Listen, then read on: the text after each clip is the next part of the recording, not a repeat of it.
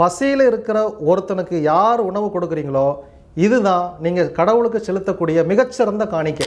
பாலத்துக்கு கீழே வீடு இல்லாமல் இருக்காங்களா, கொடுங்க. உங்கள் கூடயே டிரைவரே சாப்பிடாமல் இருக்கிறாரா, அவரை முதல்ல சாப்பிட வைங்க. ரெண்டாவது, காகத்துக்கு சாப்பாடு வைங்க. இது அன்னதானத்தை விட ஒரு படி மேல்.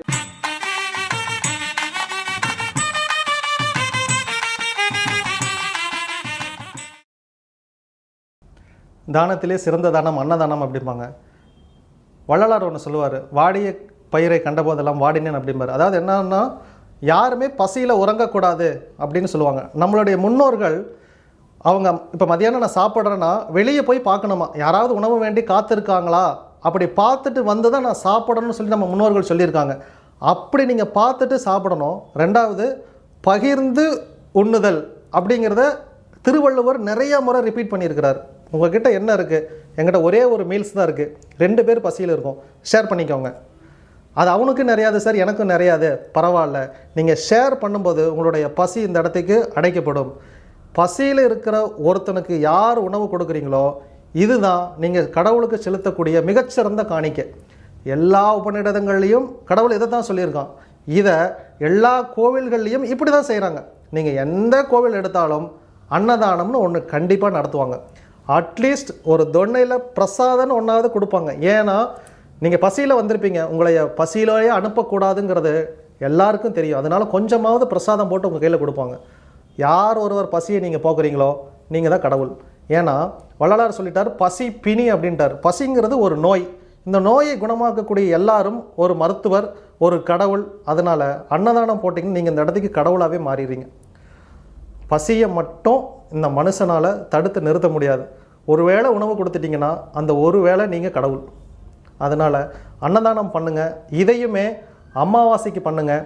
உங்கள் முன்னோர்களுடைய இறந்த திதி வரக்கூடிய நாட்களில் பண்ணுங்கள். இந்த திதி கொடுக்கறதுலையுமே இங்கிலீஷ் டேட் நிறைய பேர் ஃபாலோ பண்ணுறீங்க. இதுக்கு பேரே திதி தான்.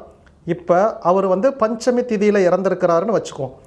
இந்த பஞ்சமி திதியுமே வளர்பிறையில் பஞ்சமியா தேய்பிறையில் பஞ்சமியா, இதை நீங்கள் பார்த்து வருடம் வருடம் இப்போ வளர்பிறை பஞ்சமி அப்படின்னா வளர்பிறையில் வரக்கூடிய பஞ்சமியில் தான் நீங்கள் கொடுக்கணும். இதுக்கு பேர் தான் திதி.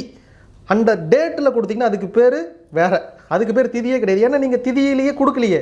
அப்போ அந்த திதியில் கொடுத்தா தான் அந்த திதிக்கு போய் சேரும். அதனால் திதியில் கரெக்டாக கொடுங்க. கோவிலுக்கு தானம் கொடுக்கறத இதை நிறைய பேர் சொல்லியிருப்பாங்க. இப்போவும் நீங்கள் கோயிலுக்கு போய் பார்த்தீங்கன்னா அமாவாசை அன்னைக்கு யாசகம் கேட்டு உட்காந்துருப்பாங்க. அவங்கள சுற்றி 15 உணவு தட்டுகள் இருக்கும், எல்லாமே குப்பைக்கு போயிடும். இதற்கான பலன் உங்களுக்கு கிடைக்குமான்னு கேட்டால் கிடைக்காது. ஏன் அப்படின்னா இந்த உணவு ஒரு உயிரின் பசியை போக்குனா தான் உங்களுக்கு அதுக்கு பலன். இது குப்பையில் போச்சுன்னா இதுக்கு உங்களுக்கு பலன் கிடைக்காது. நீங்கள் பாத்திரம் அறிந்து உணவிடு அப்படின்னு சொல்லியிருக்காங்க. நீங்கள் யார் பசியில் இருக்காங்களோ அவங்களுக்கு தான் கொடுக்கணும். கோவிலில் கொடுக்கணுங்கிறது கட்டாயம் இல்லை. பாலத்துக்கு கீழே வீடு இல்லாமல் இருக்காங்களா, கொடுங்க. உங்கள் கூடயே டிரைவரே சாப்பிடாமல் இருக்கிறாரா, அவரை முதல்ல சாப்பிட வைங்க. உங்கள் பக்கத்து வீட்டுக்காரங்களை செக் பண்ணுங்கள். அவங்களுக்கு ஒரு நல்ல ஃபுல் மீல்ஸ் நெய்யோட ஃபுல்லாக என்ன கொடுக்க முடியுமோ அப்பளம் வடை பாயாசம்னு சொல்லி ஃபுல் மீல்ஸ் அவங்களுக்கு கொடுங்க.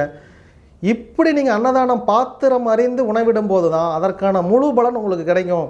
ஜோசிக்கார் சொன்னாருங்க, கோவிலில் போய் அன்னதானம் பண்ண சொன்னார், சாப்பாடு பொட்டலம் வாங்கிட்டு போனேன், அங்கே யாருமே இல்லை, வச்சுட்டு வந்துட்டேன், வீண். பக்கத்தில் எங்கே அனாதைகள் ஆசிரமம் இருக்குன்னு கேளுங்க, தேடி போய் கொடுங்க. முதியோர் இல்லம் இருக்கான்னு பாருங்கள், அங்கே தேடி போய் கொடுங்க. இந்த உணவு தான் கடவுளுக்கு படைக்கப்படுகிற உண்மையிலுமே படையல். இதுதான் கடவுளை அங்கீகரிச்சுக்குவார்.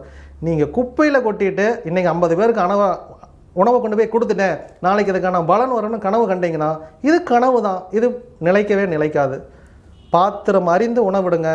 அன்னதானம் உங்கள் முன்னோர்களுக்கு நீங்கள் செய்யக்கூடிய மிகச்சிறந்த பரிகாரம்.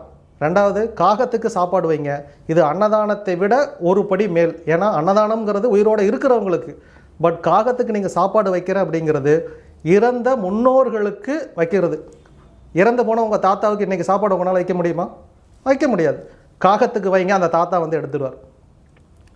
நான் என் வாழ்நாளில் என் தாத்தாவையே பார்க்கலிங்க, இப்போ பித்ருதோஷம் இருக்குன்னு சொல்கிறாங்க, என்ன பண்ணுறது? காகத்துக்கு சாதம் வைங்க, அந்த காகம் எடுக்கும், உங்களுடைய பித்ரு தோஷங்கள் இங்கே நீக்கப்படும். இதுதான் பரிகாரம். நம்மளுடைய முன்னோர்கள் என்ன ஐதீகமாக சொல்லி கொடுத்துருக்காங்களோ அதை கடைபிடிங்க. உங்களுடைய வாழ்க்கை சுபிட்சமாக மாறும்.